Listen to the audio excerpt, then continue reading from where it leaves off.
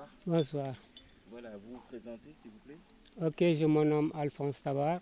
Je suis natif de ce village et je suis aussi en service dans cette école où nous sommes. Voilà. Ok. Alphonse Tabar Nyomoun, on dit que c'est l'île mère des îles de la Casamance. Pouvez-vous nous parler un peu de Nyomoun? Bon, disons que Nyomoun est une île préhistorique, à vrai dire. Préhistorique parce que le fondateur de l'île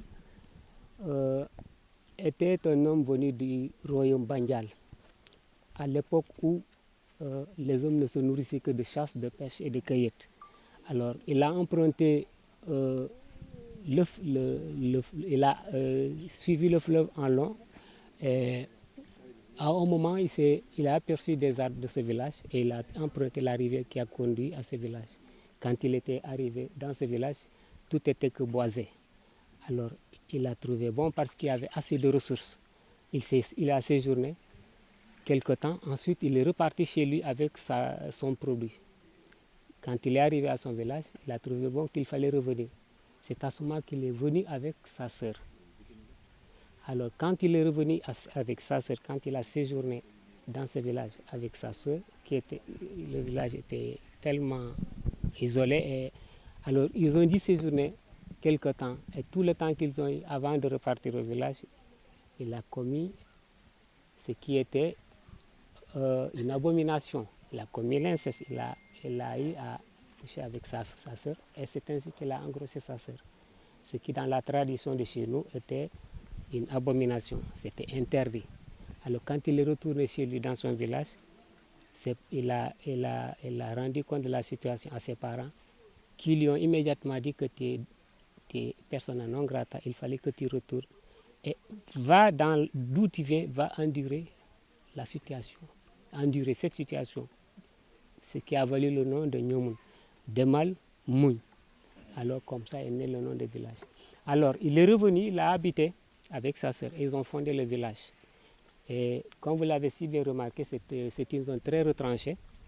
Et à la suite de cette occupation, puisque bien avant lui, il y avait des gens qui étaient de passage, il y a eu des gens qui venaient, qui exploitaient et qui s'en allaient. Et cela a donné la raison de l'existence de beaucoup de sites, de tas de coquillages. Il y a eu assez de tas de coquillages et c'est ces tas de coquillages qui ont contribué à la construction des premières routes à Ziguinchor et dans les zones de la terre ferme. Là, avant, les routes étaient bitumées au coquillage. Donc, c'est des coquillages qui étaient tirés d'ici. Alors, comme ça, il a fondé le village. Et comme c'était une zone retranchée, difficile d'accès aussi, alors, après lui, il y en a eu une affluence de beaucoup de gens de tous horizons, des gens pour la plupart du département d'Oussouye, et qui, à la suite de problèmes, ont été obligés de quitter leur zone pour se réfugier. Donc, en quelque sorte, le village de Nyomoun a servi en ces temps de zone de refuge. Et c'est comme ça que le village a été peuplé. Et par la suite, il y a eu un certain genre de brassage. Des gens sont venus du nord, des gens sont venus de l'est, et la plupart sont venus du sud. Et c'est cette association qui a fait la diversité. Mais pour la plupart, c'était tous des gens du milieu Diola. C'est comme ça qu'a été fondé le village de Nyomoun. Nyomoun a un caractère singulier. On dit que c'est un village très mystique. Très mystique. Bref, peut-être ça pourrait paraître cela. Des fois, on peut être ici pour ne pas maîtriser réellement et ne pas connaître véritablement la valeur de chez soi. En fait, mystique en ce domaine, je peux peut-être dire que voilà, nous refusons beaucoup de choses. Ce qui fait la particularité de ce village, c'est que je suis né ici, j'ai grandi ici, je suis revenu dans ce village et j'ai appris tant de choses avant que je m'en aille, je suis revenu pour les asseoir. Mais la grande particularité, c'est que le village refuse certains comportements. D'abord, mystique parce que on refuse le sang. On refuse le sang, ça c'est historique. Depuis que je suis né, je n'ai jamais entendu dire que quelqu'un a tué quelqu'un ici. Et là, c'est un peu ce qui fait notre particularité. Bon, l'aspect mystique, c'est que nous sommes traditionnalistes, peut-être, oui, parce que nous sommes traditionnels, nous avons notre tradition qui est un argument face face à la colonisation et face aux changements qui sont en train de s'effectuer. Donc il y a, quelles que soient même les religions qui viennent, mais cette structure qui est la traditionnelle est là pour nous, pour guider la vie au village. C'est peut-être par rapport à ça qu'on dit de Nyomoun que c'est un village mystique. Et qu'est-ce qui est interdit? Bon, c'est des atouts de la tradition. Nous avons tous été bénéfiques de ces traditions. Malheureusement, nous les avons perdus. Pour le cas de Nyomoun, nous essayons de sauvegarder, nous essayons de lutter pour que cela demeure. Parce que c'est des choses qui se passent. C'est la religion catholique, chrétienne, les religions révélées par exemple, ils vous mettent la règle. C'est comme aussi la Constitution met la règle. Mais il n'est pas dit que quand tu es seul, tu n'es pas tenté. Donc on est tenté. Mais dans la tradition de chez nous, comme il y a la sanction qui est là, alors il y a cette obligation morale du bon comportement. Parce que aussi que vous agissez comme ça, le jour où il s'agirait pour vous d'aller confesser, vous allez confesser devant tout le village. J'ai été volé, j'ai été faire la cour à la femme d'autrui, et à plus forte raison d'autres. C'est ce qui fait peut-être de ce village qui reflète un peu sa mysticité. Ouais. Qu'en est-il de votre masse sacrée? Bon, tu vois, comme je l'ai dit, hein, le phénomène climatique est existant. Vous avez traversé le quartier et la mare était celui qui était à côté. C'était des fosses que les premiers hommes ont trouvées là, qui ont servi à ces premiers hommes d'exister et qui nous ont servi, nous aussi, de mener la vie ici.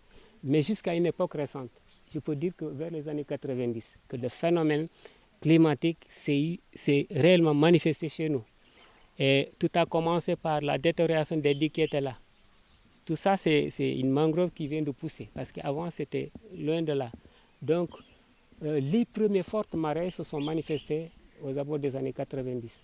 Et depuis, la nappe a été submergée, que les fosses traditionnelles que vous avez là ne continuent plus à jouer le rôle qu'ils ont joué. Et voilà ce que tout est devenu. Il y a un chamboulement de la situation d'un moment à l'autre. Donc ainsi, par rapport à certains aspects que nous avons connus, il y a des changements catastrophiques et négatifs sur la vie des gens. Quels sont vos rapports avec les autres îles environnantes? En réalité, la vie d'avant a été une vie constituée de déplacements continus. La plupart des habitants des îles voisines ont leurs racines dans ces villages. Donc c'est des gens qui étaient là avec nous et qui ont continué parce que c'était dans le cadre où l'homme a été à la recherche du quoi. Alors certains sont arrivés, ensuite on continué. Et c'est ainsi que comme parmi tant d'espaces, c'est les seuls qui sont les plus proches de nous. Alors nous sommes comme des gens qui habitent le même village parce que quand il s'agit de partager des joies, on est ensemble. Quand on est frappé par un malheur, on est ensemble. Qu'il y ait un décès ici à Nyomoun, c'est les gens de Itu de Har qui viennent. S'il y a un malheur, comme encore un décès ailleurs, ou à Har ou à Itu, nous nous déplaçons parce que soit il y a quelqu'un qui est du même sang que nous, ou il y a un parent qui s'est marié dans la zone, ainsi de suite. Il y a ce lien qui est... Ouais. Bon, le roi, pour dire que le roi, nous, on dépend du roi d'Oussouy. Donc le roi, en quelque sorte, en ce thème-ci, nous on l'appelle ici roi, mais il n'est que le représentant du roi d'Oussouy. Et comme la relation est un peu discontinue du fait qu'il faut traverser tout le temps pour être... Alors ce roi a eu un semblant de pouvoir assez étendu, mais il y a un roi. Vous êtes enseignant ici. Comment se porte l'éducation, le système éducatif donc, dans votre village? Bon, il ne peut différer du système dans le cadre national parce que les gens sont si éveillés que le règlement qui s'applique à Dakar a tendance d'être appliqué dans le reste des espaces. L'éducation, Nyomoun était par excellence un village qui a fourni des gens qui se sont réputés dans l'ensemble des écoles où ils étaient. Mais depuis que les interdits ont été propagés, alors que les femmes de maintenant sont tellement sensibilisées, aucun enseignant n'a osé imposer une quelconque loi sur un enfant. Alors l'éducation, voilà ce qui est devenu l'éducation aujourd'hui. Cependant, est-ce que les parents ont cette culture d'amener leurs enfants à l'école? Non, tout le monde est à l'école. par obligation, tous les enfants sont à l'école à Niamey. Ouais, tous les enfants sont à l'école. On se débrouille même jusqu'à ce que même les handicapés, ils se réfugient à l'école. Je dis qu'ils se réfugient à l'école parce que mais on n'a pas les atouts, on n'a pas la pédagogie pour les avoir, mais on les accepte pour consacrer leur temps, comment encore, libérer à ces enfants de leur maman, de la charge de leur maman. On nous a soufflé qu'il y a beaucoup d'infrastructures éducatives qui ont été implantées par des partenaires européens. Voilà. Mais bon, il n'y a pas peut-être une mainmise des autorités étatiques du Sénégal, etc. Ouais, le problème demeure cela. En fait, comme on est isolé, c'est ce qui a fallu, qui fait dire que on a l'impression que certains propos, quand on les tient, ça fait mal, mais c'est comme ça. On a l'impression de ne pas être vu. Et c'est pourquoi une venue comme celle-ci, un peu, est une opportunité pour nous. Voilà. En fait, toutes les belles choses que vous voyez sont des réalisations de partenaires.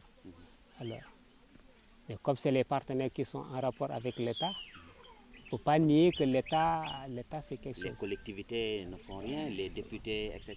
Mais les gens là, ils arrivent seulement pour qu'on est dans la période où ils doivent se faire voir.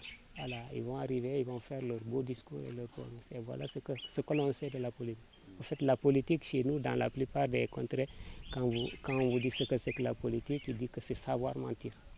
Et c'est là, en réalité, littéralement, vous demandez à un parent illettré, il vous dit que politique signifie savoir tenir de beaux propos. Parce qu'en fait, c'est le comportement que les gens ont connu depuis les années anciennes jusqu'à... Ce déplacement du ministre... Oui, ça réjouit la population, parce que même s'il y en a eu quelques-uns avant lui, mais avant elle du moins, mais voilà, ça donne un souffle de vie pour nous, parce que voilà, quand on se sentait seul et qu'une autorité du genre arrive de Dakar, spécifiquement pour arriver à nous, ce n'est pas petite chose.